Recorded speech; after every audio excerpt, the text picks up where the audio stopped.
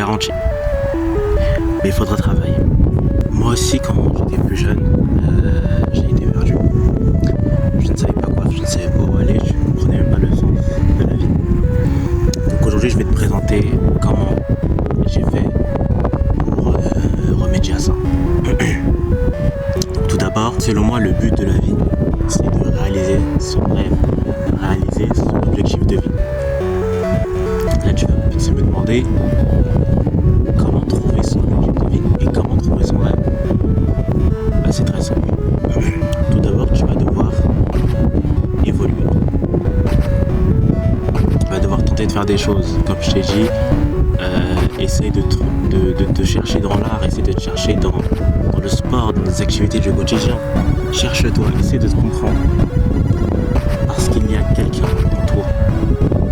Tu es quelqu'un. Il faut que tu te découvres. Sinon, tu ne pourras jamais comprendre ce dont tu as besoin. Donc la première étape, c'est d'évoluer. Ensuite, c'est de chercher à comprendre comment fonctionne. Et la dernière, c'est de trouver son rêve. Alors, trouver son rêve, ça peut être plus ou moins facile. Regarde ça. Et donc voilà comment on se trouve. Et pour trouver son rêve, c'est simple. On regarde ce qu'on peut faire, on regarde ce qu'on aime, on se cherche plusieurs domaines, etc. Et souvent, on va trouver son rêve ou son objectif. Et donc ensuite, tu vas travailler dur pour ça. Tu vas faire tout ce qui est en ton pouvoir pour le réaliser. Ça, c'est uniquement si tu veux réussir ta vie. Ça, c'est uniquement si tu veux être heureux. Ça, c'est uniquement si tu veux trouver le bonheur. Donc, si tu n'es pas prêt à travailler, tu n'es pas prêt à vivre. Et c'est contre-intuitif, mais c'est vrai, hein. Il y en a qui ne sont pas prêts à être heureux. Il y en a qui ne sont pas prêts à sortir de leur misère.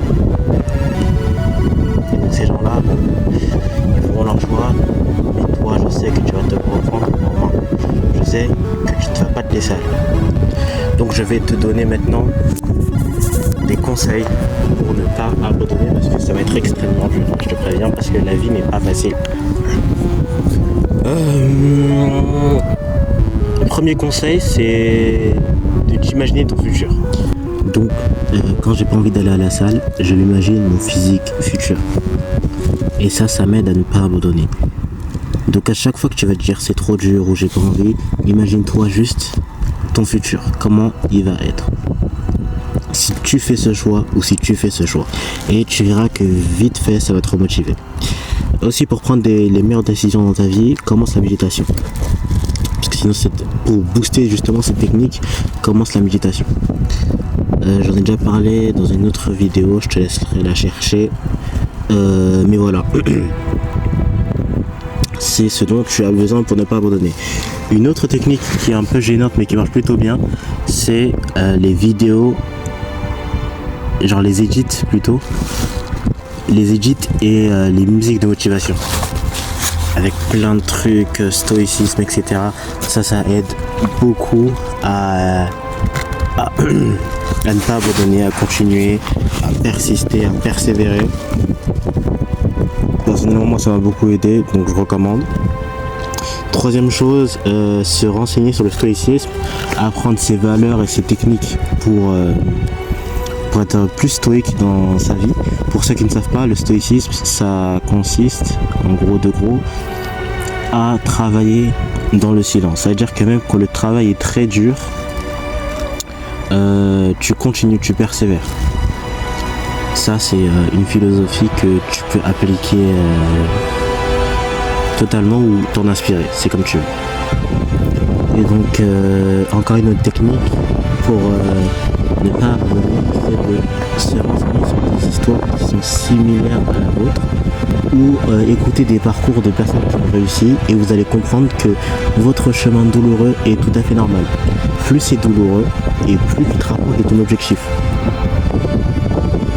Parce que c'est dans la douleur que les grands ont réussi. Et donc pour finir, un petit message de motivation.